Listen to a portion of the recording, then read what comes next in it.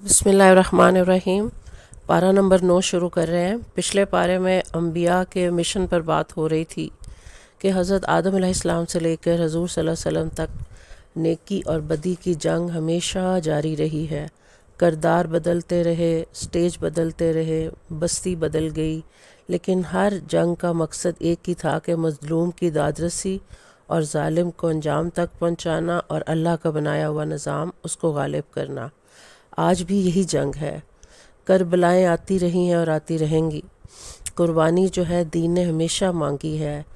گھر، جان، مال، اولاد کی قربانی کیے بغیر، حسینیت کے بغیر کبھی بھی جو ہے یزیدیت کے اوپر ہم غالب نہیں آ سکتے۔ یہ چیز اگر آج اس قوم کو سمجھ آ جائے تو ہمارے راستے صاف ہو جائیں گے۔ اب اس پارے کا آغاز بھی مدین بستی کے نبی حضرت شعیب علیہ السلام سے ہوتا ہے کہ ان کی قوم ناپ تول میں کمی بیشی کرتی تھی، لین دین ڈیلنگ بڑی گندی تھی ان کی، لوٹ مار، دھوکہ، فراڈ اس میں ماہر تھی۔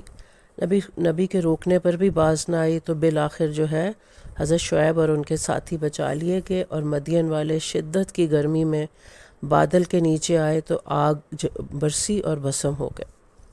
پھر حضرت موسیٰ علیہ السلام کا واقعہ بتایا جا رہا ہے کہ کس طرح ظالم فرعون جو تھا وہ غرق ہوا، اور بنی اسرائیل جو تھے وہ ظلم کی چکی میں پس رہی تھی۔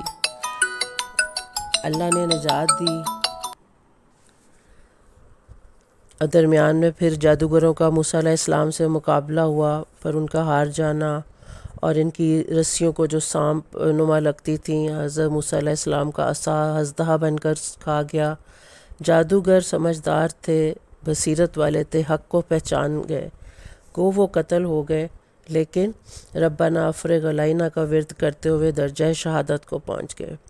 پھر حضرت موسیٰ علیہ السلام کا اپنی قوم کو بحر گلزم کے پار لے کر جانا، وادی طیہ میں ٹھکانہ بنانا، وہ جو کل پس رہے تھے تو ان کے اندر جذبہ، حوصلہ اور ہمت جب بلند ہوئی، اچھا ساتھ ملا، تو اللہ تعالیٰ نے انہیں فتح دی اور انہی محلوں اور باغوں کے وارث بنا دیے گئے جس پہ وہ غلامی کرتے تھے۔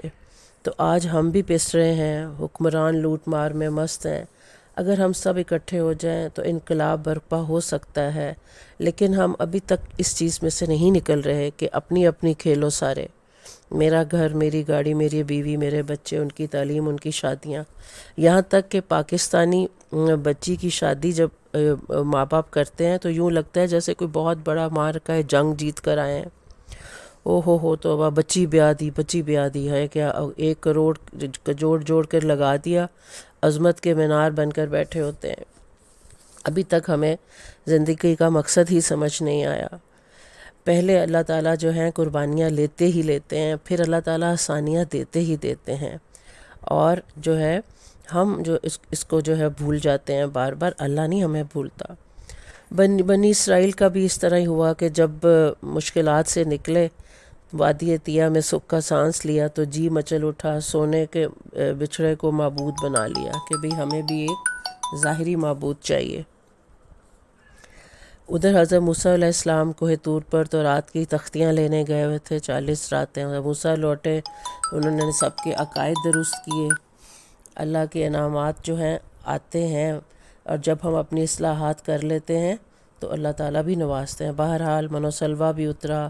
بیت المقدس جو کہ نبیوں کی سرزمین تھی، برکتوں والی زمین، اس میں جانے کو، داخل ہونے کو کہا گیا کہ بے حتتن، استغفار کرتے ہوئے جانا، شرارت سوجی، ہنتتن، دانا دانا کہتے ہوئے داخل ہوئے۔ تو اس طرح جو تھا پھر بیت المقدس کے اندر جو ہے انہوں نے وہ شرارت بازی کی اور ہنتتن، دانا دانا کہتے ہوئے داخل ہوئے۔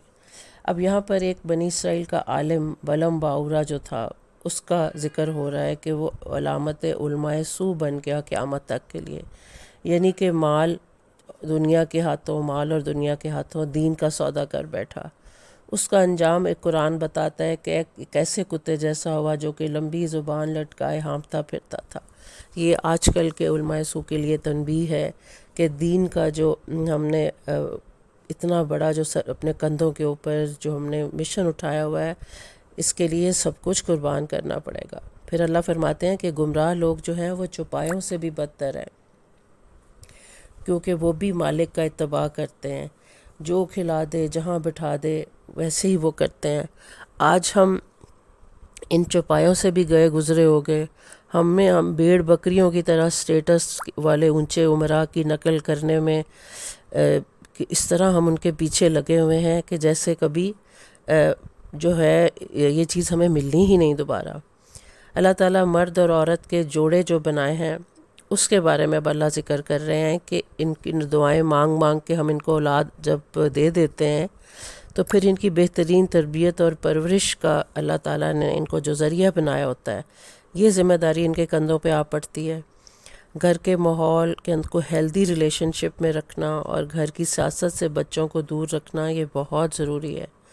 اگر انہوں نے یہ نہ کیا تو ڈس آرڈر پرسنالٹی والے بچے پیدا ہوں گے جو کہ معاشرے پر بوجھ ہوں گے اور کچھ بھی کریٹیو نہیں کر سکیں گے، ناکام ناکارہ بچے پیدا ہوں گے۔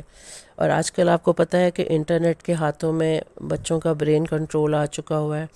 اب والدین کو قدم قدم پر خود بعمل ہو کر ایکشنز کے ساتھ کر کے دکھانا پڑے گا تاکہ بچے جو ہیں وہ لاشعوری طور پر ان چیزوں کو ایکسیپٹ کر سکیں۔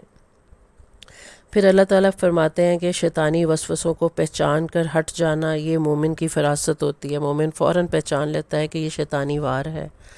اللہ فرماتے ہیں کہ قرآن جب سنو، تلاوت ہو رہی ہو، جب پڑھو تو غور سے سنو، اس کو سمجھو، اس کے اوپر تدبر کرو اور خاموشی سے جو ہے اس کو سنو۔ اب سورہ انفال شروع ہوتی ہے۔ نفل کی جمع ہے انفال، اس کا مطلب ہوتا ہے ایکسٹرا، یعنی کہ وہ مال غنیمت جو جنگی مال جو کہ کافر جو تھے وہ چھوڑ کر میدان جنگ میں چلے جاتے تھے، وہ مسلمانوں کے ہاتھ لگتا تھا، تو اس کے بارے میں صحابہ جو ہے وہ انہوں نے حضور صلی اللہ علیہ وسلم سے سوال کیا کہ اب یہ کیا کرنا ہے ان کا۔ تو قرآن مجید میں 17 مرتبہ یسلونہ کا لفظ استعمال ہوا ہے، یعنی کہ وہ صحابہ آپ سے سوال کرتے ہیں۔ یہ بھی ایک تربیت صحابہ کے گوشے اور حکمتیں ہیں جو بتائی جا رہی ہیں کہ ان لوگوں نے بہترین جماعت بننا تھا، خیر القرون بننا تھا، تو ساری امت کے ذہن میں آنے والے سوالوں کے جواب بذریعہ وہی اللہ تعالیٰ نے دے دیے۔ پھر پہلا معرکہ بدر جو 2 ہجری میں ہوا اس کا ذکر آ رہا ہے کہ جب فتح ہوئی تو ایک طرف تو صحابہ زخمی اور شہید پڑے تھے، تو دوسری طرف مال غنیمت کی آرزو ان کے دل میں پیدا ہو رہی تھی، یعنی کہ ایک طرف بشری کمزوری اور دوسری طرف اطاعت نبی۔ اس سچویشن میں پھر یہ آیت اتری کہ کل انفال للہ و رسولہ، یعنی اطاعت اور مال یعنی ملکیت ساری جو ہے اللہ رسول کی تقسیم کے ساتھ ہوگی، آپ ان پر چھوڑ دیں۔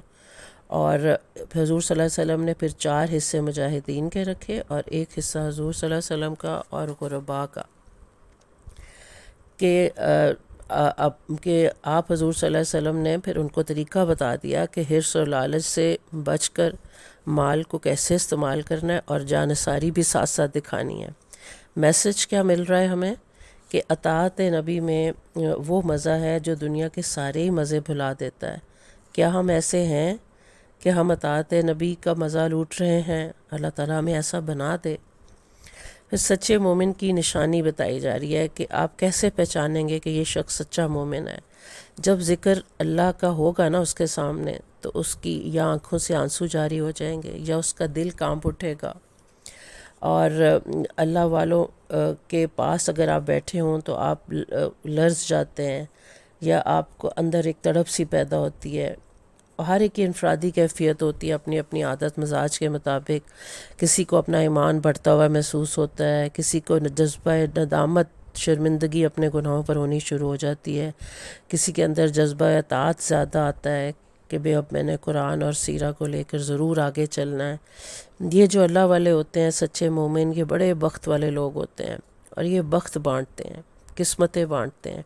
گھنے سایہ دار درخت کی طرح ہر دوست دشمن کو فائدہ دے جاتے ہیں، امیر غریب کو ایک نظر سے دیکھتے ہیں، اپنا مال، علم، وقت، صحت سب مخلوق خدا پر لٹا دیتے ہیں۔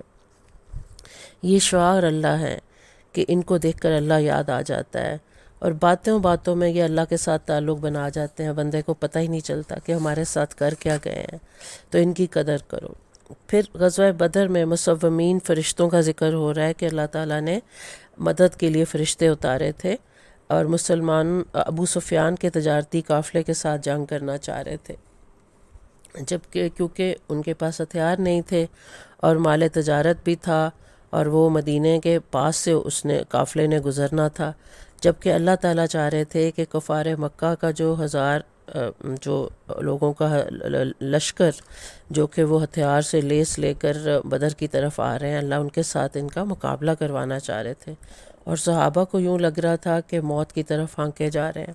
میسج پتہ چلا کہ اللہ تعالیٰ کی وزڈم کچھ اور ہوتی ہے اور ہماری وزڈم بہت چھوٹی ہوتی ہے، تو اس لیے اللہ کے اوپر چھوڑ دینا چاہیے۔ پھر پیارے آقا ایک رات پہلے سجدے میں گڑ گڑائے کہ یا اللہ پاک، یہ مٹھی بھر مسلمان ختم ہو گئے تو تیرا نام لیوا کوئی نہ رہے گا، اور پھر اللہ تعالیٰ نے ان کو فتح کی بشارت دے دی۔ اللہ تعالیٰ نے فتح کی بشارت دی، اور خواب میں جو ہے کافروں کی قتل گاہیں بھی دکھا دیں کہ بھی فلاں کافر یہاں پر مرا پڑا ہوگا، فلاں یہاں پر ہوگا۔ فرشتوں کی مدد کے وعدے بھی کیے، اور ساتھ میں مومنین پر اونگ طاری کر دی تاکہ سٹریس اور غم جو ہے دور ہو جائے، وہ فریش ہو جائیں۔ بارش بھی ہوئی، مسلمانوں والی ریتلی زمین بارش کی وجہ سے بیٹھ گئی، اور صحابہ نے اپنے برتن بھی بھر لیے پانی سے۔ تو اللہ کا حکم پھر ان کو سمجھ آ گیا کہ جنگ میں جب اللہ تعالیٰ آپ کو لے جائیں تو پھر پیٹھ پھیر کر نہیں بھاگنا۔ مومن بزدل نہیں ہوتا، ہاں البتہ جنگی چال کے لیے یا پیچھے سے ہیلپ لینے کے لیے اگر واپس جا کر آ جائے تو اس میں کوئی حرج نہیں ہے۔ یہاں ایک بڑی خوبصورت پیاری آیت آ رہی ہے، وَمَا رَمَيْتَ إِذَا رَمَيْتَ وَلَٰكِنَّ اللَّهَ رَمَىٰ، کہ اے میرے حبیب، تو نے مٹھی ریت کی نہیں پھینکی تھی کفار پر، یہ میں نے ہی پھینکی تھی، گویا اللہ نے پھینکی۔ یعنی کہ دوران جنگ جب حضور صلی اللہ علیہ وسلم نے کفار کے لشکر کی طرف ریت پھینکی مٹھی میں، تو ان کی آنکھیں چدے آ گئیں اور جنگ کا پانسا ہی پلٹ گیا۔ اللہ نے فرمایا کہ اے نبی، تیرا پھینکنا اور میرا پھینکنا ایک ہی ہے۔ یہاں ذرا مقام مصطفیٰ کا لیول چیک کریں، یعنی احکامات اور اطاعت میں قرآن اور سیرہ ساتھ ساتھ ہیں۔ اطیع اللہ اور رسول قرآن میں بھی اور کلمے میں بھی بار بار اللہ اور رسول کا نام ساتھ جڑا ہوا نظر آتا ہے، اور یہی حقیقت توحید ہے کہ ایک ہاتھ میں قرآن اور دوسرے ہاتھ میں سیرہ اور حدیث لے کر ہی چلنا پڑے گا۔ اور جب نبی آپ کو جب بھی بلائیں تو نماز بھی توڑنی پڑے تو فوراً جو ہے نبی کے بلاوے پر پہنچو۔ یہ آداب جو ہے محفل نبی بتائے جا رہے ہیں کہ حضور صلی اللہ علیہ وسلم کی خدمت میں رہنے کے آداب کیا ہیں۔ ظالم کو ظلم سے روکو، اللہ تعالیٰ فرماتے ہیں۔ اللہ تعالیٰ نے ہجرت کروائی اور پھر آپ کو مدینہ میں صحابہ کو محفوظ ٹھکانہ دیا، مال غنیمت سے غنی کیا۔ اب بھی یہ اللہ تعالیٰ ایکسپیکٹ کر رہے ہیں کہ یہ عہد و پیمان یا امانتوں میں اب ڈنڈی نہ ماریں، اپنے کمٹمنٹس کو ہولڈ کریں۔ پھر مال اور اولاد سب سے بڑا فتنہ، امتحان، یہ قرآن ڈکلیئر کر رہا ہے۔ بار بار قرآن اعلانیہ لفظ میں کہہ رہا ہے کہ مال اور اولاد سب سے بڑا فتنہ ہے۔ بڑے بڑے تبلیغی، بڑے بڑے پیر جو ہیں وہ پھسل جاتے ہیں اس میں، مگر اگر دونوں اللہ کی راہ میں لگا دیے جائیں تو دونوں ہی جو ہے فتنے کی بجائے صدقہ جاریہ بن جاتے ہیں۔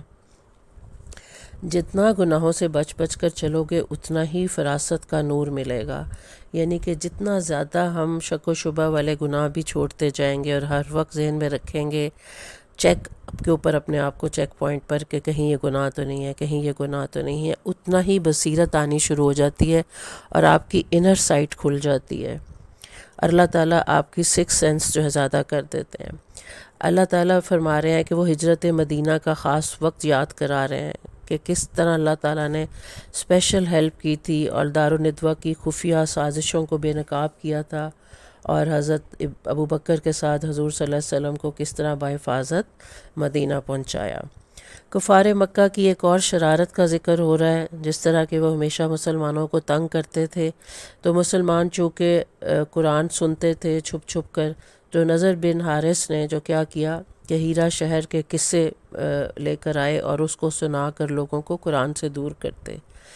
اللہ فرماتے ہیں کہ ایک طرف تم حرم کے، کعبہ کے یا زمزم کے متولی بنے بیٹھے، اس کے گارڈین بنے ہوئے ہو، دوسری طرف سیٹیاں تالیاں بجا کر طواف کرتے ہو، کیا یہی دین ابراہیمی تھا جس کو تم نے کھلواڑ بنا لیا؟ جیسے ہم ہیں، میں پوچھتی ہوں کہ کیا یہی دین مصطفیٰ تھا جس کے ہم نے ٹکڑے ٹکڑے کر دیے ہیں، اور آج یہ ٹکڑے ٹکڑے ایک جگسا پزل بن گئے ہیں کہ جو ہم سے جڑ ہی نہیں رہے؟ کیا ابھی ان کو جوڑنے کا وقت ابھی بھی نہیں آیا؟ آپ جواب دیں، کیونکہ 2.25 ارب مسلمانوں کو ساری دنیا کی قومیں جو ہے دسترخوان پر نوالوں کی طرح کھا رہے ہیں۔ غور کریں اور مجھے اس کا جواب دیں۔ اللہ تعالی ہم سب پر رحم فرمائے اور طاقت دے کہ ہم حق کا جو غالب کریں اور ہم باطل کا مقابلہ کرنے والے بن سکیں۔